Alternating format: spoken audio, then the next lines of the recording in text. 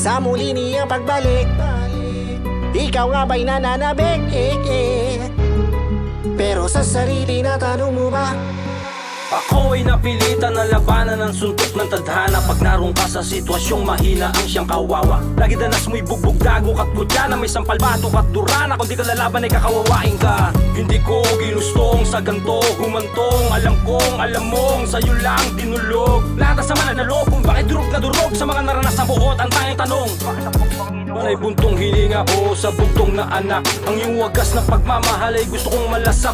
Ang dami mga katanungan na kailangan ng kasagutan. Kung tunay mo kaming mahal, bakit kailangan pagdusahan pa? Mga bagay na hindi ko hinangad sa pinakamalasan na sobrang sagad. Lagi ko sinasabi sa dahilan mo pangalan ako'y tapat mong alagad. Pero tila naging balitad ang kapalaran sa mga tulad kong maagang pinamulat ng kahirapan. Nakakasiguro ka na ba na isa ka sa mga isasama niya?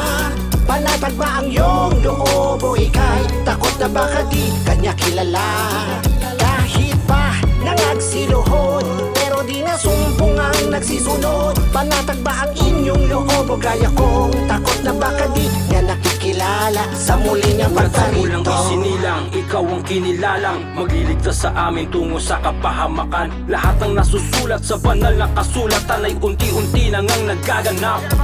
Paano ka makakaligtas makatakas sa kudyok ng tukso kung ang palagi mong dinadanas ay puro hamon ng mundo? Isa ako sa makasalanan na umaasang masasalba mo ang aking kaluluwa na tila ba nakagapos na sa pagkabigo. Madalas tuliro, palagi lang uubad sa gantong buhay na badapo. Lagi na lang ako tatawag sa'yo sa tuwing ang kalagayan ko'y di na maayos. Sa pagmamahal ay hindi ka madamot, mabuti na aral lang yung pinagutos. Di sa kabila na lahat ng mga paalala, nagawa ko pa rin tumaliko. Sana sa iyong pagbabalik ang gaya ko'y merong espasyo. Sa iyong kaharian maisama kahit papano. Aking kaluluwa na nagkasalat patalo, tukso ang dahilan kung ba't naging masamang tao. Nakakasiguro ka na ba na isa ka sa mga isasama niya?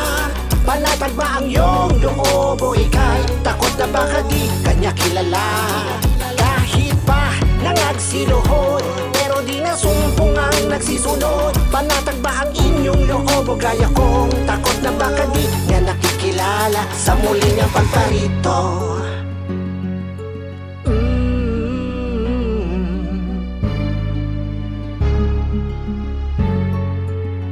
Paano ka haharap sa dakilang araw kung ang dinadakila mo'y nasa mundong ibabaw? Mga lihim na takot natin ay nag-uumapaw. Walang ibang aako, wala tayong kaagaw. Ang paggawa ng kabutihan ba'y pwedeng panapaw upang una ng mga kulang na maalingasaw. Kung ang pag-aalinlangan ay mas nangingibabaw, tiyak marami ang hindi handa sa magnanakaw. Kahit mali ng aking sarili, aminadong nawili, nakalimot ng matindi at ang malala ay sinasadya kong sumuway paulit-ulit. Kaya ngayon na parang alam ko na ako saan ako pupulutin, pero saan na tumanap pa rin aking mga panalangin. Pero ang gusto niya ay kung saan siya ay nalulugod, at yun ay yung pagsunod sa kaniya. Pero mas marami kang palusot kaya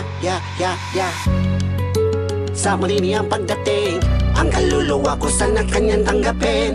Magawasan na niya ako nakahabagan at maging karapat-dapat sa kaligtasan. Sa muli niyang pagdating, ang kaluluwa ko sana kanyang tanggapin. Magawasan na niya ako nakahabagan at maging karapat-dapat sa kaligtasan. Siguro ka na ba na isa ka sa mga isasama niya? Panatag ba ang iyong loob o ika'y takot na baka di kanya kilala? Kahit pa nangagsiluhod, pero di na sumpong ang nagsisunod. Panatag ba ang inyong loob o gaya kong takot na baka di niya nakikilala? Nakakasiguro ka na ba na isa ka sa mga isasama niya? Panatag ba ang iyong loob o ika'y takot na baka di kanya kilala?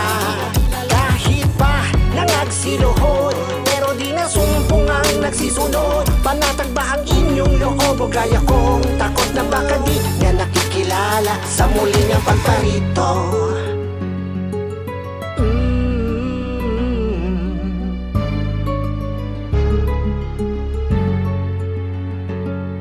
Kaya kung may oras pa, ibuhos mo na lahat sa kanya.